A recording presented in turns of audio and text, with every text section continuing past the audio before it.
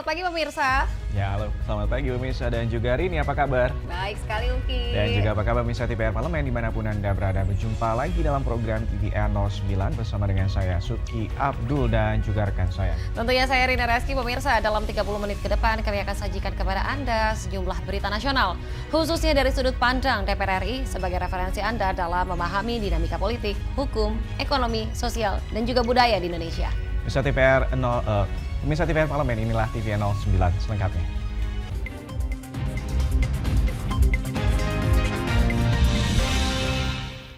TVR 09 kita awali berita pertama mengenai Komisi 1 DPR RI yang menilai sinergi antara Badan Siber dan juga Sandi Negara atau BSSN dengan seluruh pemangku terkait dalam membangun dan juga mengawasi ekonomi digital di Indonesia dapat mendukung implementasi dari perangkat hukum yakni undang-undang terkait. Anggota Komisi 1 DPR RI, Dev Akbarsah Fikarno, mendorong Badan Siber dan Sandi Negara atau BSSN untuk bersinergi dengan aparat penegak hukum dalam mengawasi transaksi digital di Indonesia. Dev menilai kasus peretasan yang terjadi pada BSI menunjukkan sistem pengamanan data di Indonesia masih lemah. Ia mendorong BSSN totalitas dalam menjalankan fungsinya dengan jaringan dan infrastruktur yang dimiliki meskipun perlu diperkuat dari segi regulasi. Ia juga menyampaikan penguatan kewenangan BSSN dapat dilakukan melalui mekanisme pengajuan undang-undang oleh pemerintah. Nah, jadi kalau secara BSSN itu masih berdiri berdasarkan Kepres, belum memiliki undang-undang dan tapi jangan dijadikan alasan ya. Jangan dijadikan itu sebagai kayak escape clause-nya lah, hanya bahwa wah kita nggak punya ini, kita nggak punya. Jangan selalu bilang bahwa kita nggak punya. Optimalkan apa yang kalian miliki. BSSN memiliki jaringan yang besar, memiliki infrastruktur yang banyak, yang juga nggak kalah canggihnya. Nah, optimalkan dengan yang ada, sinergi dengan aparat penegak hukum, sinergi dengan kementerian yang ada, sehingga bisa benar-benar mengamankan data yang dan juga proses digitalisasi payment gateway yang ada di Indonesia. Dev meminta seluruh pemangku kepentingan untuk bersinergi membangun dan mengawasi ekonomi digital di Indonesia guna mendukung implementasi dari perangkat hukum, yakni undang-undang terkait. Helmi Dermawan, TVR Parlemen melaporkan. Kita beralih ke berita selanjutnya pemirsa. Di sini agar tidak menimbulkan permasalahan baru di kemudian hari, Badan Legislasi DPR RI berharap adanya pengaturan mengenai penggunaan serta bahan baku liquid rokok elektrik di Indonesia. Adanya temuan liquid rokok elektrik yang dicampur dengan zat aditif beberapa waktu lalu menjadi sorotan masyarakat. Badan Legislasi DPR RI menilai perlu ada aturan khusus yang mengatur bahan baku liquid rokok elektrik. Anggota Badan Legislasi DPR RI Firman Subagio menegaskan bahan baku liquid rokok elektrik di Indonesia akan diatur secara ketat di rancangan Undang-Undang BPOM. Menurutnya, bahan baku liquid yang berasal dari tembakau masih diperbolehkan, sedangkan bahan baku non-tembakau, khususnya impor, akan diatur secara ketat. Itu seperti apa? Bahan bakunya seperti apa? Kalau memang bahan bakunya itu belum diatur, maka harus diatur di Undang-Undang BPOM. Segala sesuatu yang berisiko terhadap kesehatan harus diatur pengawasan di BPOM. Tadi saya katakan pengawasan, tapi justru rokok yang berisiko tinggi, bahan baku liquid yang sudah terbukti itu disalahgunakan untuk campuran narkoba, kok BPOM tidak mengawasi? Malah ketika itu kita tanyakan, itu bukan domainnya BPOM, salah. Justru kita merespon daripada perkembangan yang ada di publik, terjadi seperti maka negara hadir untuk bikin regulasi itu. Itulah pentingnya bikin undang-undang itu harus represi dan undang-undang itu antisipatif, bukan undang-undang itu melihat yang lama aturan. Justru yang lama itu harus kita rubah karena perkembangan kemajuan teknologi dan kemajuan daripada penggunaan bahan tertentu yang berisiko tinggi. Hingga Juli 2022 lalu, pengguna rokok elektrik di Indonesia mencapai 2,2 juta orang dengan didominasi oleh kalangan berusia 18 hingga 29 tahun. Untuk itu, aturan penggunaan rokok elektrik menjadi keharusan agar tidak menimbulkan masalah baru di kemudian harinya. Ken dan Julian, TVR Parlemen melaporkan. Pemirsa, DPR RI mendorong penguatan sektor pertanian guna mengantisipasi pengaruh global terhadap pertumbuhan ekonomi. Nah pemirsa, informasinya tentunya kami akan hadirkan sesaat lagi usai jeda berikut ini. Untuk itu tetaplah bersama kami di TVR 09.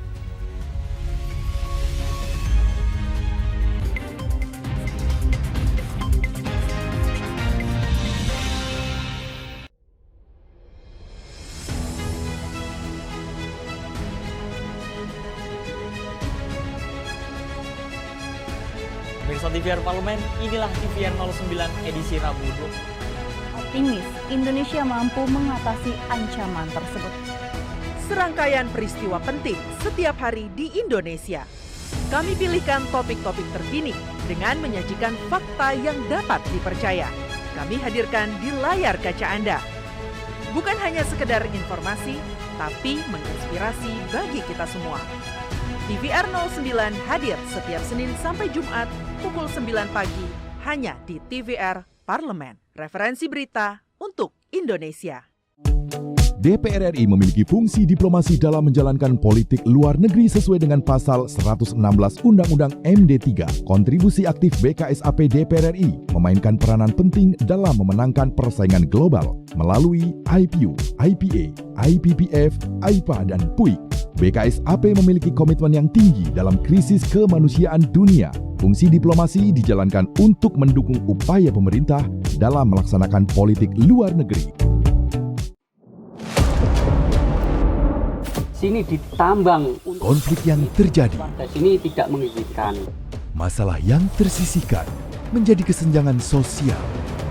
Ya namanya rakyat kecil gak bisa apa-apa, mau komplain juga gak didengar. Sebab apa? Itu menyangkut isi perut kami semua. Bagaimana memutus keterbatasan untuk didengar? Jadi kalau misalnya masyarakat sudah merasa tidak lagi ada yang memperjuangkan aspirasinya, maka masyarakat memang sangat berhak untuk meminta dewan yang mewakili mereka di parlemen. Kami menyusuri batas-batas peristiwa, mengurai berbagai polemik yang terjadi, meluruhkan suara-suara marginal, menjadi nyata dalam setiap aspirasi, melaksanakan tugasnya sebagai wakil rakyat. Saksikan Aksi Dewan setiap hari Senin dan Rabu pukul 10.30 waktu Indonesia Barat hanya di TVR Parlemen. DPR RI memiliki fungsi diplomasi dalam menjalankan politik luar negeri sesuai dengan pasal 116 Undang-Undang MD 3. Kontribusi aktif BKSAP DPR RI memainkan peranan penting dalam memenangkan persaingan global melalui IPU, IPA, IPPF, AIPA, dan PUIK. BKSAP memiliki komitmen yang tinggi dalam krisis kemanusiaan dunia. Fungsi diplomasi dijalankan untuk mendukung upaya pemerintah dalam melaksanakan politik luar negeri.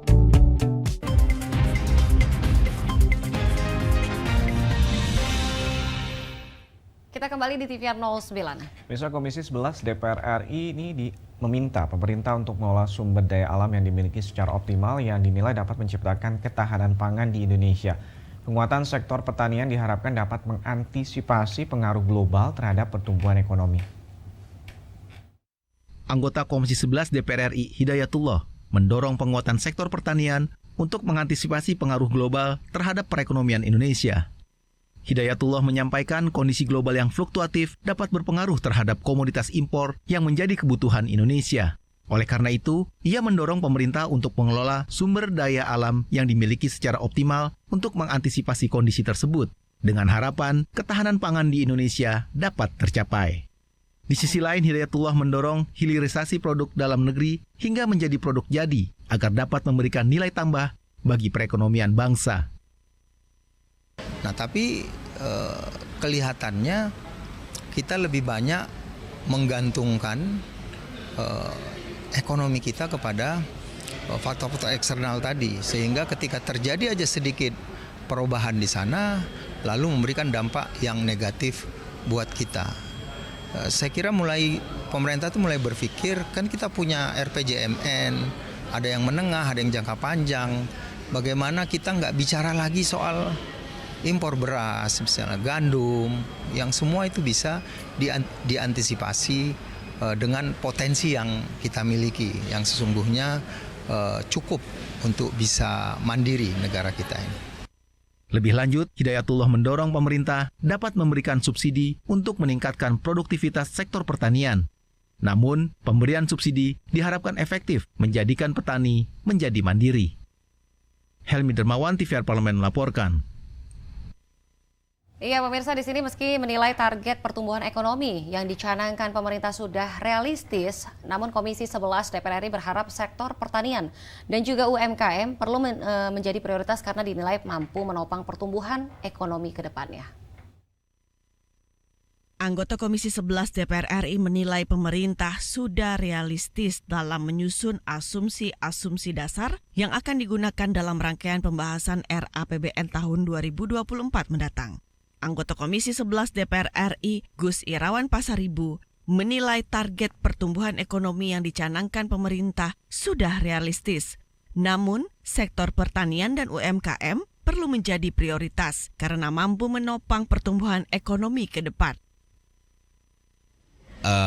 Angka-angka itu sesuatu yang realistis ya, saya kira, karena pengalaman kita di situasi sulit di tengah pandemi COVID, belum lagi kemudian ada perang Rusia Ukraina itu ekonomi global bahkan terguncang, kita tetap mampu untuk tumbuh secara positif. Nah, karenanya 5,3 sampai 5,7 adalah angka yang kemudian realistis dan kita yakini pemerintah akan mampu untuk kemudian mencapai target-target nanti di dalam asumsi. Ini kan masuk asumsi awal untuk nanti bahan pemerintah di dalam penyampaian nota keuangan yang disampaikan oleh Presiden nanti di tanggal 16 Agustus yang akan datang. Gus Irawan mengatakan setelah sektor pertanian mampu menjadi prioritas, diharapkan dapat memberikan insentif yang lebih besar bagi para petani. Hal ini sebagai wujud pemerintah dalam menjaga kedaulatan pangan dan memenuhi kebutuhan masyarakat. Rifki dan Helmi, TVR Parlemen melaporkan. Informasi berikut ini datang dari Badan Legislasi DPR RI yang mempertanyakan mengenai alasan pemerintah yang memasukkan pasal zat adiktif pada rancangan Undang-Undang Kesehatan. Rancangan undang-undang tersebut dinilai seharusnya hanya mengatur mengenai pelayanan kesehatan di Indonesia. Pasal 154 draft rancangan Undang-Undang Kesehatan yang menyetarakan tembakau dengan narkotika dan psikotropika menuai sorotan masyarakat. Anggota Badan Legislasi DPR RI menilai pasal ini akan merugikan petani tembakau serta industri hasil tembakau, mengingat tembakau adalah salah satu komoditi yang berkontribusi pada pendapatan negara. Menanggapi hal tersebut, anggota Badan Legislasi DPR RI, Firman Subagio menegaskan, rancangan Undang-Undang Omnibus Kesehatan hanya mengatur tata kelola pelayanan kesehatan di Indonesia, tidak mengatur komoditi seperti tembakau maupun komoditi lainnya. Aturan terkait komoditi akan diatur secara terpisah. Tapi penegasan kami bahwa di Undang-Undang Kesehatan yang metode omnibus ini sama sekali tidak membahas tentang komoditi. Satu komoditi yang ada dampak terhadap zat-zat tertentu. Karena nggak fair, karena ini adalah mengatur sistem tata kelola pelayanan kesehatan. Kalau memang itu akan mengatur komoditi, ayo kita bikin regulasi komoditi strategis apa yang harus kita lindungi dan komoditi strategis apa yang berbahaya. Karena semua komoditi, baik itu tembakau maupun tebu, beras, dan sebagainya, itu semua ada risikonya. Firman menyatakan pembahasan rancangan Undang-Undang Kesehatan masih berlanjut. Artinya, perubahan dalam rancangan undang-undang masih sangat memungkinkan. Badan Legislasi DPR RI memastikan rancangan Undang-Undang Kesehatan tidak mendiskriminasi pihak manapun. Ken dan Julian, TVR Parlemen melaporkan. Baru-baru ini PT Bank Syariah Indonesia atau BSI mengalami gangguan sistem layanan nasabah. Hampir seluruh fasilitas perbankan tersebut lumpuh. Informasinya akan kami hadirkan sesaat lagi. Untuk itu tetaplah bersama kami di TVR 09.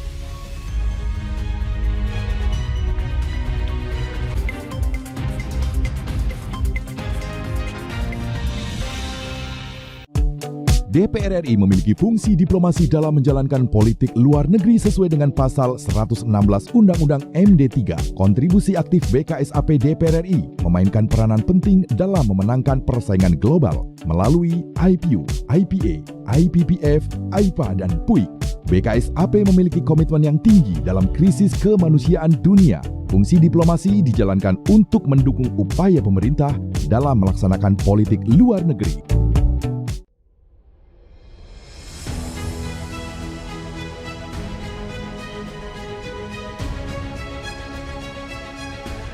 Pemirsa TVR Parlemen, inilah TVR 09 edisi Rabu.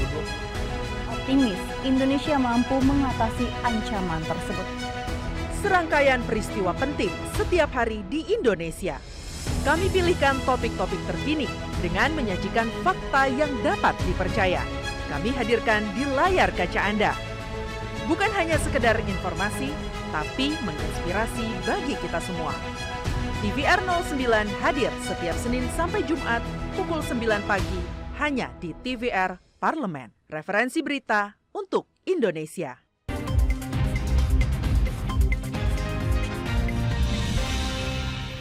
Kembali lagi di TVR 09. Nah pemirsa, di sini serangan ransomware yang dilakukan oleh hacker Lockbit menyebabkan BSI kehilangan data pelanggan dengan total sebesar 1,5 terabyte yang memuat 15 juta data nasabah BSI. Dan DPR RI menyayangkan kasus peretasan dan juga kebocoran data yang bukan merupakan hal yang baru lagi.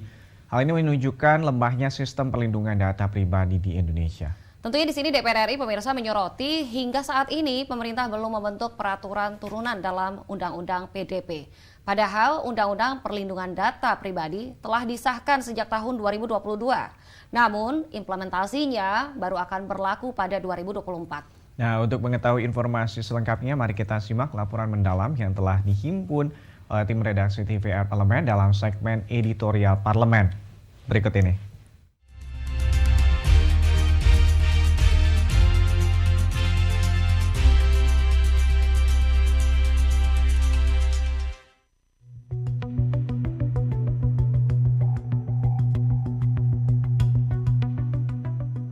Hampir sepekan lamanya, layanan perbankan Bank Syariah Indonesia atau BSI mengalami gangguan.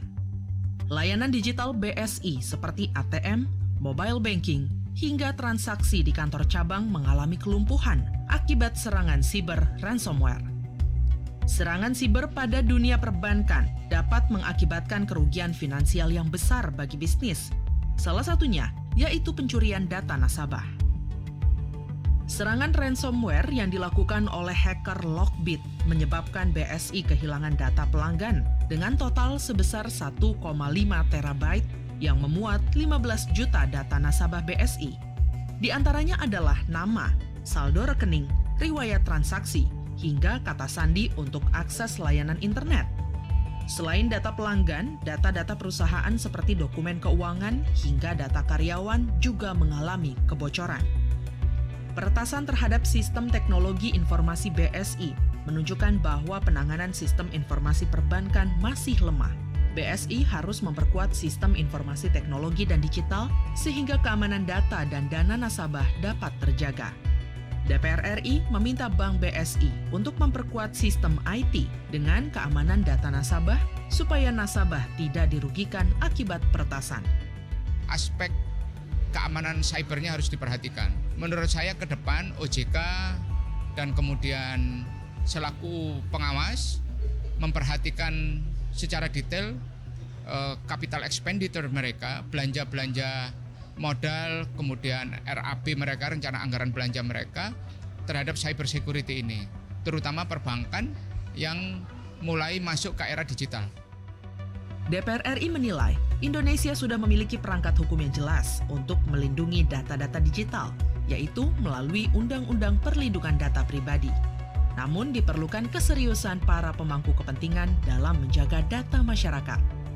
Untuk itu, DPR RI mendesak pemerintah untuk mendorong investasi terkait digitalisasi, harus terkonsep dengan baik dengan melibatkan pakar yang ahli pada bidang engineering dan coding.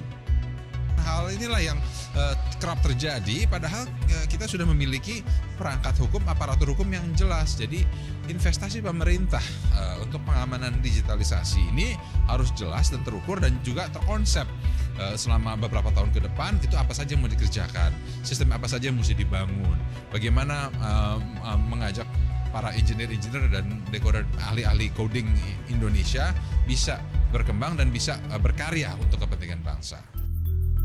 Kasus peretasan dan kebocoran data bukan merupakan hal yang baru lagi. Sebelum BSI mengalami serangan siber, kasus peretasan juga dialami lembaga pemerintah. Salah satunya, situs BPJS Kesehatan dan berdampak pada kebocoran data milik 279 juta penduduk Indonesia yang dijual di forum online. Hal ini menunjukkan lemahnya sistem perlindungan data pribadi di Indonesia, baik dari sistem keamanan digital perusahaan maupun pada Badan Siber dan Sandi Negara. Untuk membenahi permasalahan tersebut, BSSN memerlukan dukungan anggaran yang memadai dalam meningkatkan kualitas infrastruktur dan sumber daya manusia. Saya kira kalau menurut aturan-aturan yang ada sudah cukup, tinggal meningkatkan kemampuan dari BSSN dan kemudian tentu harus ada anggaran untuk mengadakan perlengkapan yang lebih baik lagi dari sekarang. Itu. Undang-Undang Perlindungan Data Pribadi telah disahkan sejak tahun 2022. Namun implementasinya baru akan berlaku pada 2024. DPR RI menyoroti hingga saat ini pemerintah belum membentuk peraturan turunan dalam Undang-Undang PDP. Hal ini penting untuk memberikan panduan lebih detail dalam perlindungan data pribadi agar keamanan data terjamin. Dalam Undang-Undang PDP, penyelenggara sistem elektronik bertanggung jawab atas segala kebocoran data pengguna dan dapat dikenakan sanksi administrasi. Namun, hal tersebut baru berlaku tahun 2024, sehingga saat ini pelaku kebocoran data belum dapat menerima denda administrasi. Melalui Undang-Undang PDP, negara hadir untuk melindungi hak fundamental setiap warga negara untuk perlindungan data pribadi, khususnya di era digital. Undang-Undang PDP juga dapat dimaknai sebagai payung hukum yang lebih komprehensif dan memadai dalam pengelolaan data pribadi.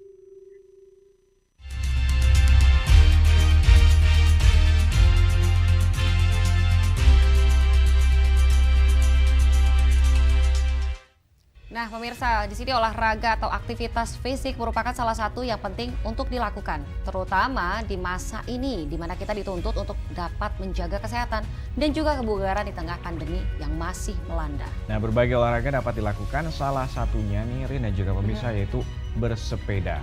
Iya, bersepeda. Untuk mengetahui informasi selengkapnya, pemirsa, mari kita saksikan setelah tayangan berikut ini.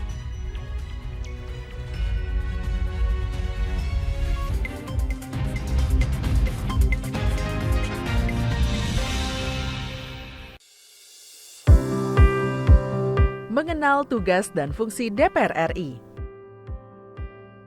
Dewan Perwakilan Rakyat atau DPR adalah lembaga negara yang mewakili aspirasi rakyat. Kehadiran DPR RI merupakan salah satu bukti bahwa Indonesia merupakan negara demokrasi.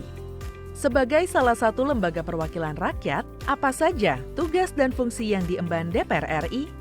Berdasarkan pasal 20A ayat 1 Undang-Undang Dasar 1945, DPR memiliki 3 fungsi, yakni fungsi legislasi, anggaran, dan pengawasan. Tugas dan wewenang DPR berbeda untuk setiap fungsinya. Yang pertama, fungsi legislasi. Menyusun program legislasi nasional atau prolegnas, menyusun dan membahas rancangan undang-undang, menerima rancangan undang-undang yang diajukan oleh DPD, membahas rancangan undang-undang yang diusulkan oleh Presiden ataupun DPD, menetapkan undang-undang bersama dengan Presiden, menyetujui atau tidak menyetujui peraturan pemerintah pengganti undang-undang yang diajukan oleh Presiden untuk ditetapkan menjadi undang-undang. Yang kedua, fungsi anggaran. Memberikan persetujuan atas rancangan undang-undang tentang APBN yang diajukan oleh Presiden. Memberikan persetujuan terhadap pemindah-tanganan aset negara maupun terhadap perjanjian yang berdampak luas bagi kehidupan rakyat yang terkait dengan beban keuangan negara. Menindaklanjuti hasil pemeriksaan atas pengelolaan dan tanggung jawab keuangan negara yang disampaikan oleh BPK. Memperhatikan pertimbangan DPD atas rancangan undang-undang tentang APBN dan rancangan undang-undang terkait pajak, pendidikan, dan agama.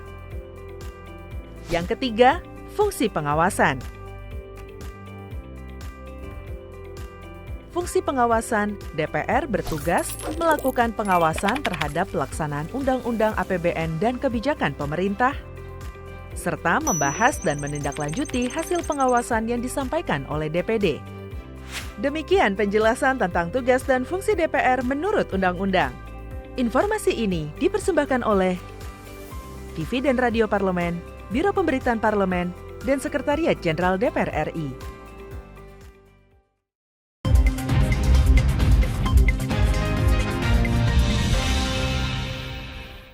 Terima kasih pemirsa, Anda masih setia menyaksikan TVR 09. Ya, pemirsa, ini bersepeda merupakan salah satu olahraga yang menjadi tren dan digemari dari berbagai kalangan usia. Selain karena ini merupakan olahraga yang ringan dan juga menyenangkan, bersepeda juga memiliki banyak manfaat pada kesehatan. Nah pemirsa, tentunya selain itu bersepeda ternyata juga dapat menjadi wadah dalam bersosialisasi dan juga bersilaturahmi. Tentunya dengan adanya komunitas sepeda yang dilakukan kemarin pada saat pandemi ya Uki. Betul sekali. Nah ini ternyata juga komunitas sepeda ini juga dapat kita temukan nih di lingkungan parlemen loh pemirsa. Tanpa berlama-lama lagi, mari kita saksikan pada segmen Intips Informasi dan juga Tips berikut ini.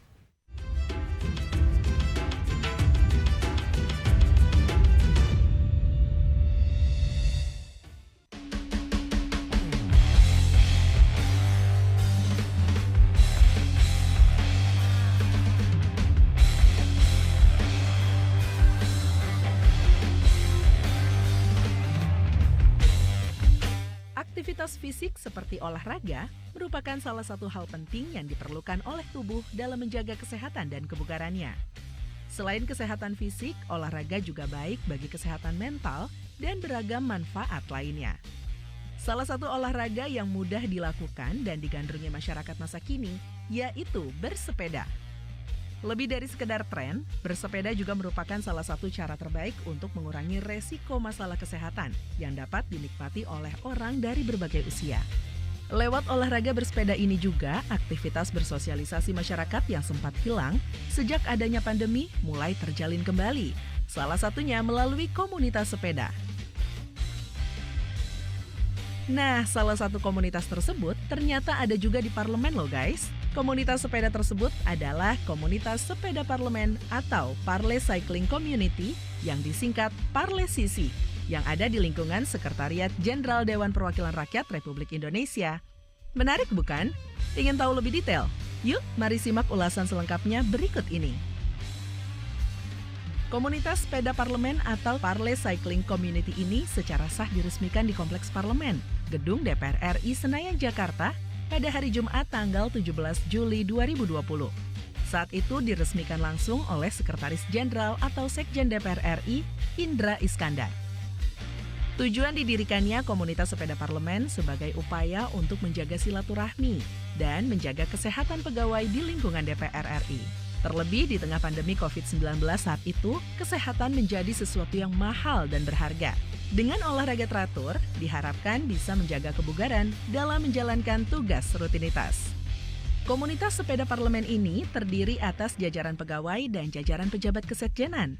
Kedepannya, pihak kesekjenan akan menyediakan sarana khusus untuk segenap anggota DPR RI yang memiliki hobi bersepeda untuk kemudian bersama-sama melakukan aktivitas olahraga bersepeda atau yang familiar disebut dengan goes.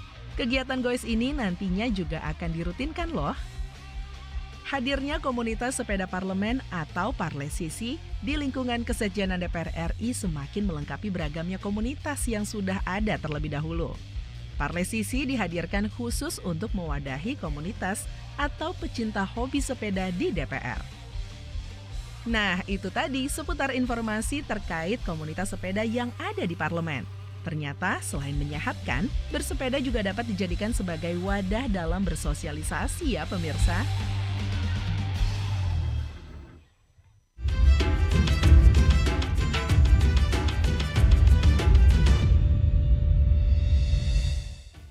Dan di penghujung acara kami informasikan kepada Anda sejumlah agenda DPR RI pada hari ini Senin 29 Mei 2023. Pada pukul 10, Komisi 2 DPR RI rapat dengan Kepala LAN dan juga Kepala KSAN dan juga Kepala ANRI, Kepala ORI dengan agenda pembicaraan pembahasan RAPBN tahun anggaran 2024, RKP tahun 2024 dan juga evaluasi pelaksanaan anggaran tahun 2022. Dan sementara itu di siang harinya pukul 13.00 waktu Indonesia Barat, Komisi 2 rapat dengar pendapat dengan Kemendagri, KPU, Bawaslu dan juga DKPP agendanya pembahasan dan juga pengesahan 3 rancangan PKPU dan juga rancangan Perbawaslu.